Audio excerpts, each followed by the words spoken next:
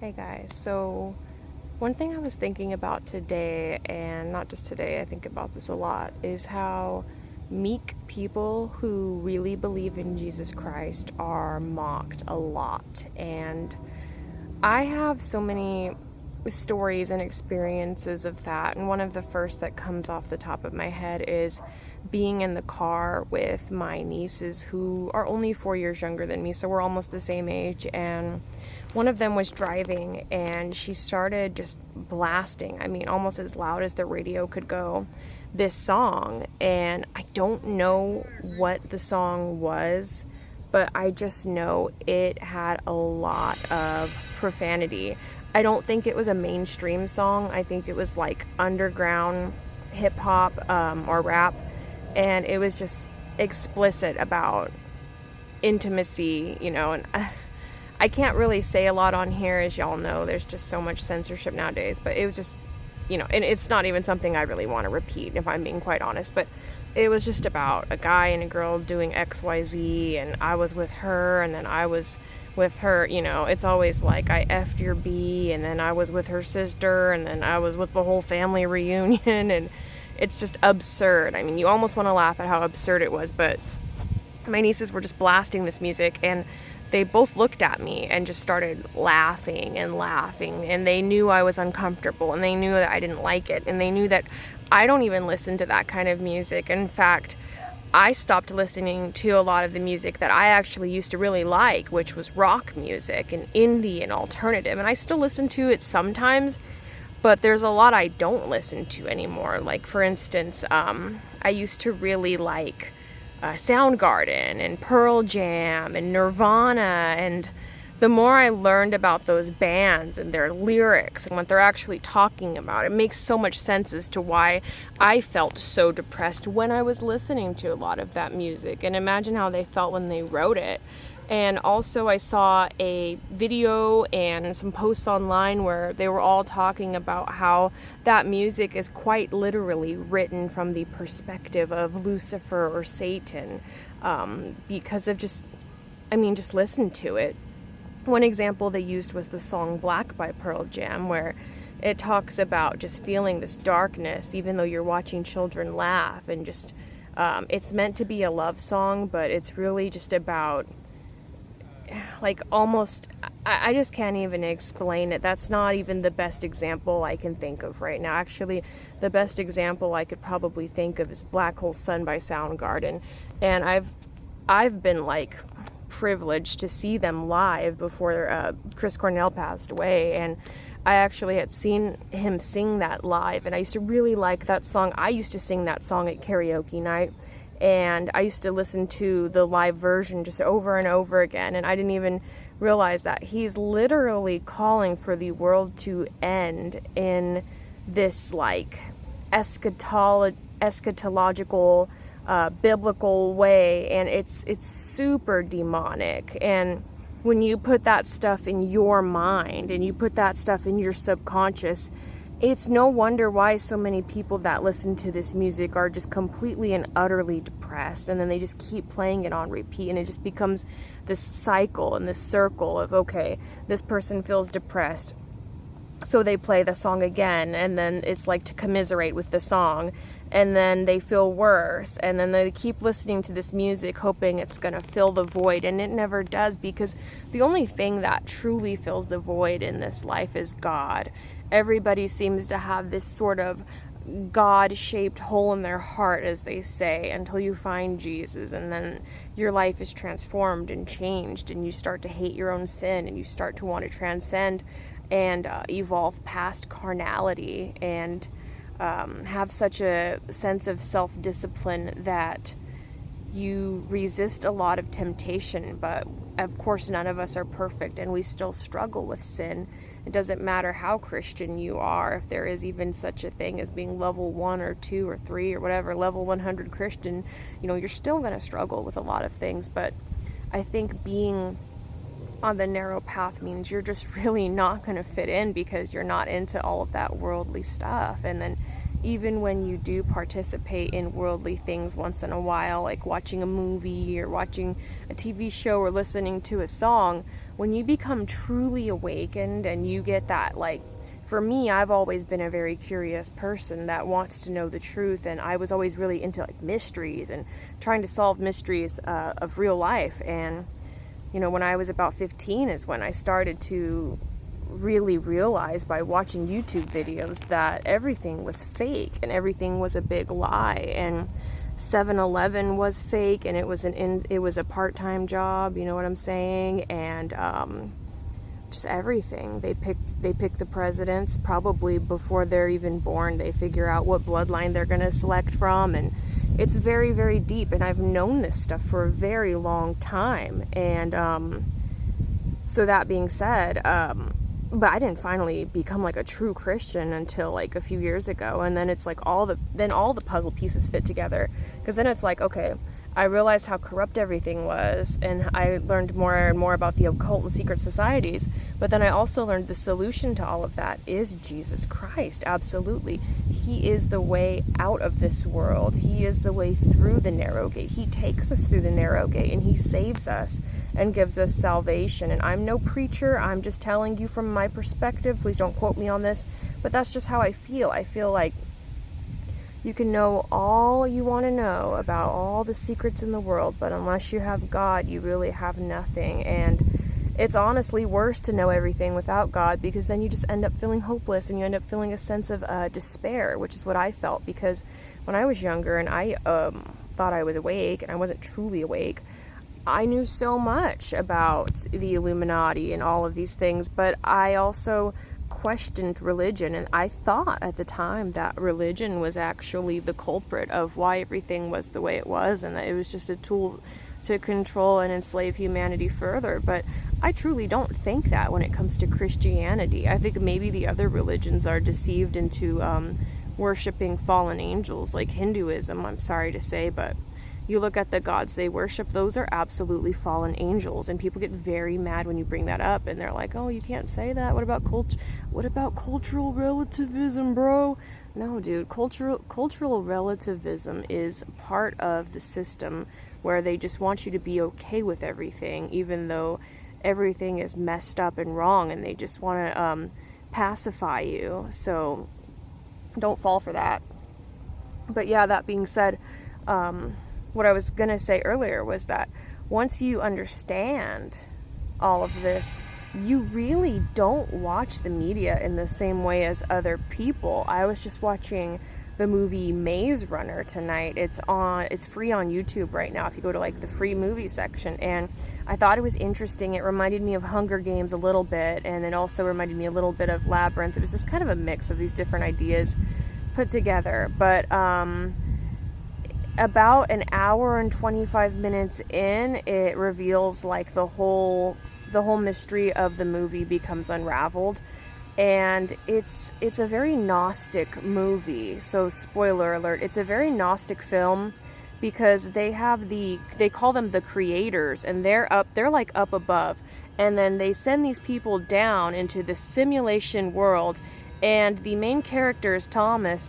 And Thomas is like a Gnostic figure too, because I think there is like the Gospel of Thomas, if you've ever read the Nag Hammadi, which I've read a little bit of it, and before I ended up realizing it was just Satan worship, and then I got out of that and was like, I just want to be a real Christian. There's no such thing as Gnostic Christianity, that's a lie too. But anyway, so there's the creators above, and they send these kids, these young men and boys down to this like simulated like little area, and they go in the maze to try to find a way out. And another thing too, there's this thing, the box, they call it the box, where they get like their food and water sources, but that only comes once in a while. And Thomas realizes that it's not a prison, it's a test, and that they're being watched by these watchers above, which are really these like elites, you know what I'm saying? So yeah, it's a very Gnostic movie. Also, one of the like villains, her whole slogan is that wicked is good. And I think Thomas is supposed to be this sort of Christ-like figure. There's so much too. There's also, they burn effigies. These are like young boys, and they're burning effigies like every other night. And it's just a bunch of symbolism. It's almost like a cluster of just symbolism thrown in, and it's not the most organized, neat movie. It's no Kubrick film, you know what I'm saying? But it's yeah, it's a little sloppy and cheesy, if you will. But anyway, so Thomas is this sort of Christ figure. He's kind of thrown in there, and they're gonna take him out, but they end up not taking him out, and he survives. And it's revealed that he was one of the elites, but he ended up coming down here. So that's why he's a Christ-like figure, because he came from the heavens, right? The heavens are above, and he comes down below, and then he goes down to suffer with the rest of them. So anyway, it's, you know, and then try hanging out with a group of people at a party and watching a movie and then trying to talk to them about stuff like this, and they'll just look at you like you're crazy. And so that's why I really think that's just one example of why I feel like when you're on the narrow path, you just know a lot. You just have a lot of knowledge and wisdom, which is given to you through experience and, of course, through revelation, which comes from God. And people don't know how to mesh with that. People don't know what to make of it when you start talking to people like this. I've tried talking to people like this, and there was one guy I was friends with, and he was very intelligent, and I remember talking to him about some stuff, and then I was talking, one of my favorite shows is Lost, and Lost has so much occultism in it, it's crazy. And I was, and he watched the show before I did, and I was midway through the program, and I was explaining a bunch of stuff to him, and he was just like, what? Like, I just turn my brain off when I watch TV. And I was like, ooh, if you just turn your brain off when you watch TV, you are going to be programmed for sure, and it's just going to go through the subconscious. And it's like the movie Inception, where you get an idea implanted in your mind, but you think it's your own idea. Yeah, it's that kind of thing. So you definitely don't want to just shut your brain off and watch a TV show. You actually want to be conscious when you're watching programs, and when you are awakened, you're pretty much decoding stuff all the time. You're not just watching stuff for funsies. Don't get me wrong, there are things I find entertaining. I have my so-called, I don't even like to really call them guilty pleasures, but I like to watch old shows, not old, but shows from the 90s and 2000s, reality shows, because they show you a different time. They show you a time where there wasn't so much, they thought they were PC back then. No, they're not like how we are now. Dude, the PC culture nowadays is just crazy out of control, especially if you're in college or if you work in academia. You just see, it's everyone has rainbow flags up on their doors, but if you were to bring in something that said Jesus Christ is King and put that up in your room or your office, I bet you people would say, hey, I feel marginalized when I see that. And then you gotta just roll your eyes and say, okay, sorry. Because they look at you like they put you in a box. They put you as are you Christian and you're white? Okay, you must be colonizer. Okay, you must be this, you must be that. And it sucks. It really does, because it's such a misunderstanding of what it means to be Christian. And when it comes to race, do you choose your race before you're born? Maybe if your soul chooses your body, okay, maybe that's entirely possible. But the thing is, it's to be Christian is to just have the truth with you. That's what I think it is. I think if you're Christian, you just understand that Jesus Christ really is King. He really did come down here, and he really did die for our sins, and that story is true, and he is God. He's not just some guy. He is God. So God sent his own self down here. But yeah, people will they'll look at you like you have something the matter with you, and I hate this expression, this is so Gen Z, or they'll say, it's not that deep, bro, it's not that deep, why are you looking into things, it's just a show, it's just a movie. I was trying to watch, so back when I worked at a gym, the gym I worked at would get really slow, because it was a gym at a small college campus, and majority of students would just go to class and go home. Not a lot of people use the gym. So I was at work one day. Usually I'd just be there by myself, but on this particular day, this other girl I worked with was there. And it was so slow, we started watching Twilight. And I was showing her symbolism. I was like, look, so you see how when you first see Edward sitting down in the biology class, there's an owl behind him, and the wings are behind Edward, which is signifying that he's sort of this shape-shifting character, because in the movie Labyrinth, David Bowie is also the owl. So I was just kind of explaining that to her, and she just looked at me and she was like, it's just cinematography. And I'm like, yeah, it is cinematography. Cinematography is symbolic. Symbolism is cinematography. Like, I'm not saying it's not cinematography. I'm explaining symbolism. And I just feel like people, when you're an observer and you notice things, people are just like, why isn't your brain off like mine? Why haven't you turned your brain off like me? And it's just like, no, because I'm a conscious being. I'm here to look, and I have eyes to see and ears to hear, and I'm not trying to be holier than thou or on some sort of pedestal or look at me, look how smart I am. But it's like, I feel like I'm an awakened person. I may not know everything. I don't know everything, and I don't claim like I know everything. That's not what I'm doing. I'm just saying that I think we're supposed to notice things and be conscious and have deeper discussions about media.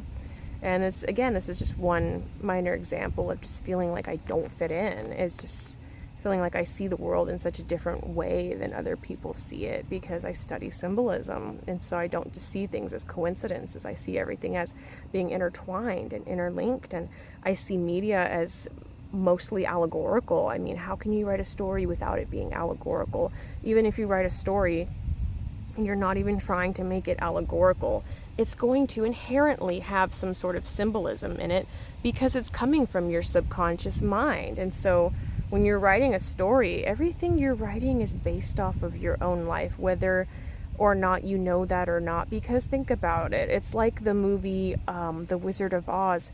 She's in a dream, but all of the characters are really you, because you're the writer of your own dream.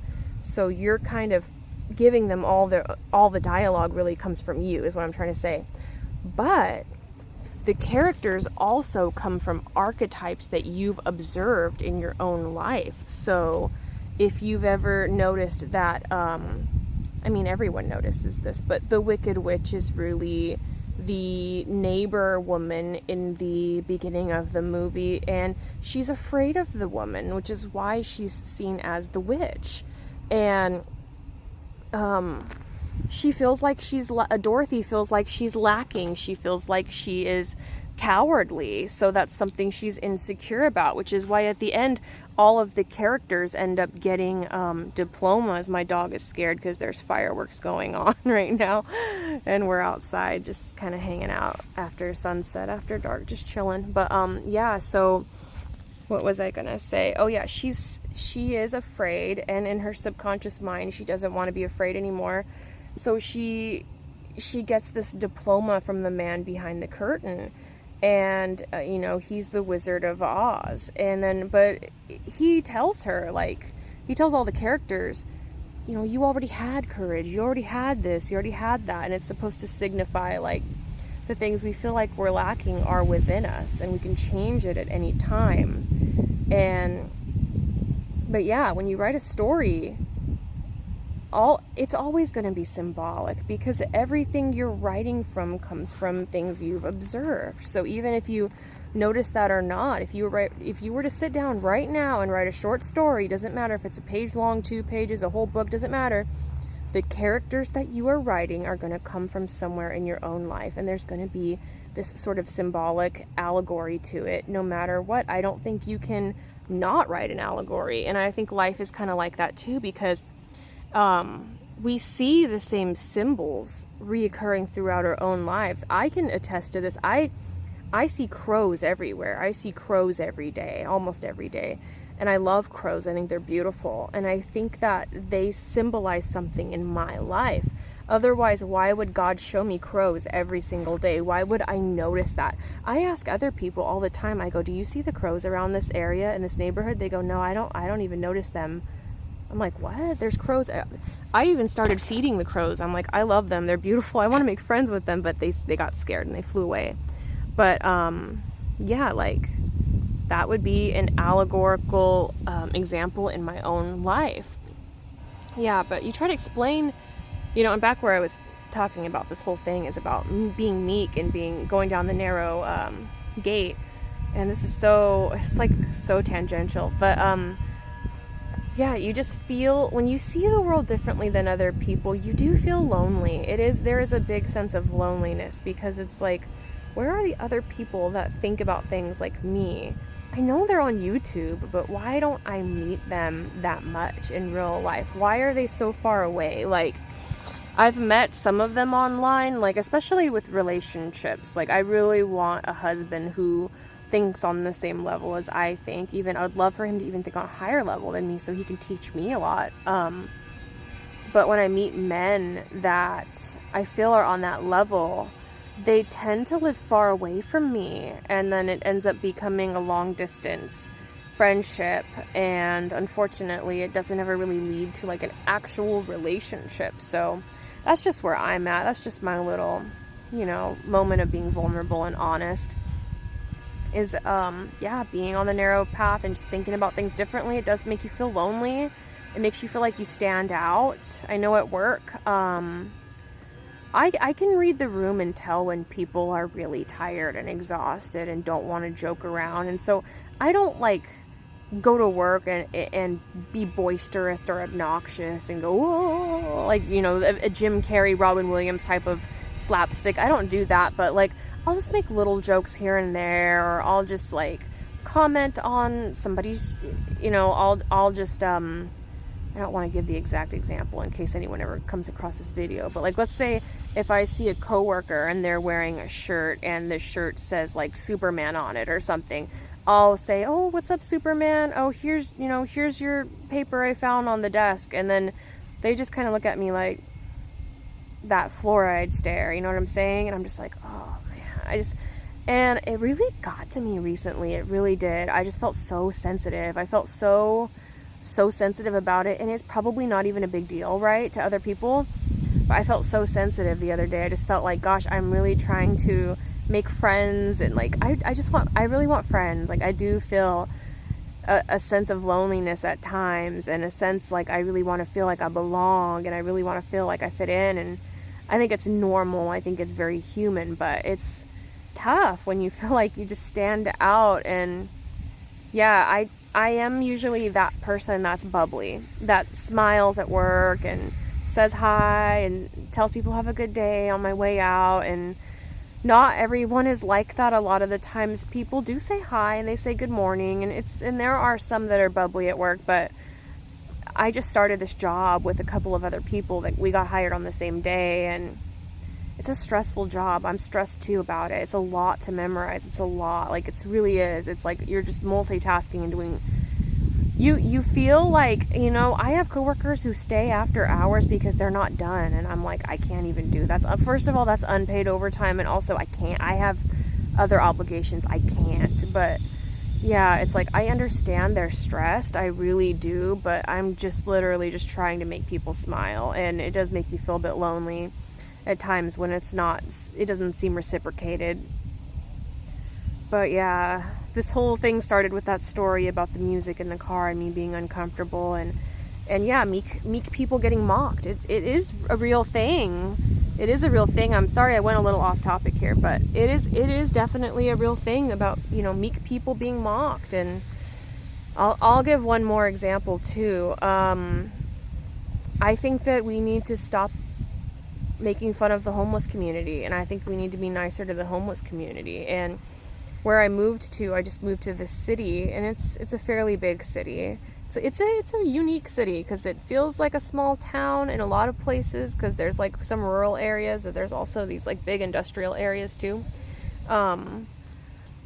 But anyway, this is like a bigger city where I guess there's a lot of resources for homeless, so a lot of them come here and take advantage of that, and people really don't like that. People are very angry about it. And I met a guy who is a used car salesman, and I was thinking about buying a car from him, and his website has like Jesus on it, and it has the fish on it. I talked about this in a video, I'm pretty sure, but I was just going to bring it up again. And he was on the phone with me talking about, oh, are there a lot of bums where you're from? Oh, well, the homeless come here and take everything and da-da-da-da-da. And he was just like extremely negative and rude. He was cursing, and I was like, this is supposed to be a Christian man? And I asked him, I was like, I thought you were Christian. And he goes, I am Christian. And I just felt like, no, you're not. Like, I know I shouldn't think that. I really know I shouldn't think that. But I just felt like if you really believe in Jesus Christ and you believe in his principles, how dare you put down the homeless community? Yeah, I know they have issues and they can really cause problems. Trust me, I know. I've worked in fast food. I've seen people in the bathrooms at the fast food restaurant, like, doing stuff they shouldn't be doing, while they had kids in there with them, and it was horrible. I've seen some crazy stuff, trust me. Okay, I'm from Stockton, California. I've seen crazy things, but I think it's like the way people treat homeless is wrong. And then I just met this guy recently too that's from we both moved pretty far, but he's like from my area, and he was telling me, he's like, oh, the homeless, they know not to ask me for money because I look like I would not take my wallet out for them. And I was just thinking, like, are you really bragging about that? Like, that's not, I hope no one hears me right now, because, like, he could be out here with sometimes he comes out here with his dog. I'm not trying to be mean, but I just feel like, why would you say that? That's messed up. Like, you know, homeless people are human too, right? And you know that Jesus Christ, if he was here right now, and he's in our hearts. I know that sounds cliche, but it's really true. But if he was here right now talking to us, he would not want us to be treating the homeless people like that, speaking about them like that, acting like they're not human. They are human beings. And I think when you are a generous person too, that is another sign of being a meek person. People will look at you like you're stupid. People will treat you like you're stupid. Like, oh, you help the homeless people? Well, they're just going to take that and do this and da-da-da-da-da. Or, oh, well, you gave that person money? Oh, they scammed you. Oh, they finessed you. I had someone tell me that one time. And I was kind of finessed out of my money by this young guy who I only gave him, I don't even know, I might have gave him like $20 or maybe 10, I don't remember, but he told me a sob story and I believed it. He told me that he had like a kid and he was poor and he didn't have a job and he couldn't really afford to buy him and his kid anything to eat. And I gave him some money. This was when I was working at a fast food restaurant, and I was like, here's some money, you can go inside right now, take the money, go in and buy yourself something to eat. He ended up offering to give me weed to smoke, and I was like, I don't smoke, no thank you. And then he ended up trying to come on to me, and I was like, no, I'm not here for this. This is literally my workplace. Don't do this right here. Leave me alone. Like, he said something explicit to me, and I won't repeat it, but I was just like, like, stop. And so yeah, I got scammed out of my money by a young guy who I felt sorry for. And I know people will look at me like I'm stupid because I gave the guy money and I wanted to bless his life and help him. And I don't know what he did with the money. Maybe he went home, maybe he bought some weed. I don't know what he did with the money, but I don't think that means I'm wrong. I think he's the one that's in the wrong in that situation. But that's a very Machiavellian way of thinking. A Machiavellian way of thinking is thinking like, okay, this person fell for it, it's their fault. When it's really not. It's the person that is lying and deceiving. It's that person's fault. And it's just sad. I think that this world, it just really looks down on the meek, and it looks down on them, and it makes them feel like they're stupid for not being a Machiavellian and for not being a scammer, and they see the world like a game. And if you're losing the game, they see it as your fault. And if you're in last place, it's your fault because you didn't push the other person out of the way. But I don't really think life is like that. I think that if everybody had a servant's mindset and everyone wanted to help each other and serve one another, I think that literally, on a literal level, the architecture, the way buildings look, the way everything looked outside would be beautiful.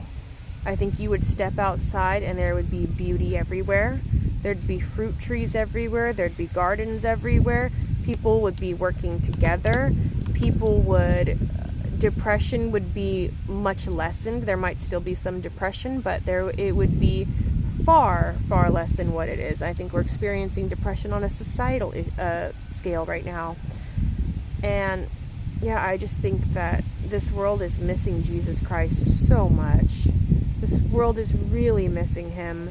And it's just not a world where people are living for him or with him. And people are really just wanting to do their own thing. Just like the book of, I forget which, is it Revelations? Please don't quote me on this, but there's a book in the Bible that explains that in the end times, people will be lovers of themselves.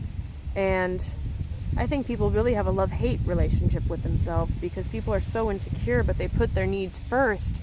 I think that's what narcissism is. I think narcissism is a condition where somebody is insecure and yet they're so self-conscious that they're constantly thinking about themselves, even whether they love themselves or not.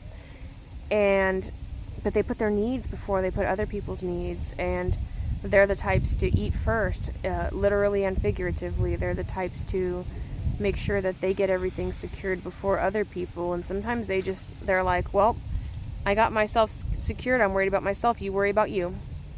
Or, I've experienced this with relationships where I was with this guy and I feel embarrassed to even admit. I won't even go into all the details because it was just some degrading stuff I went through in this relationship. But I remember he would tell me after we'd go on a date to cash app him half of the money that he spent on the date. So he wouldn't even want to spend money on me. And it's like, I'm no gold digger, but it's like, you can at least buy me dinner. At least, like bare minimum, you can at least buy me dinner and not ask me to cash app you 10 or 20 bucks because you want your money back. And this was someone I was in a relationship with. This wasn't just like, oh, I went on a date with this guy. Like, I was in a relationship with this guy. Like, I was his girlfriend. And finally it got to the point where he made more money than me too, which I was just like, seriously? He made more money than me. And I remember I had just started work at this fast food place because I did fast food for years and it was crazy experiences. But I had just started. This was like my first fast food job. And I had they were giving me like 5 hours a week here, 10 hours a week here, 15. I was like begging them, can I please get like 30 hours a week? Like, I really needed the money very badly. And I was explaining that to this guy. I was like, you're having me cash app you the money for this date. And I just don't have a lot of money right now. So, and I really want us to go on dates and have this time together. And he was just like, then quit taking me on dates and quit buying me stuff. Then let's not go on dates anymore.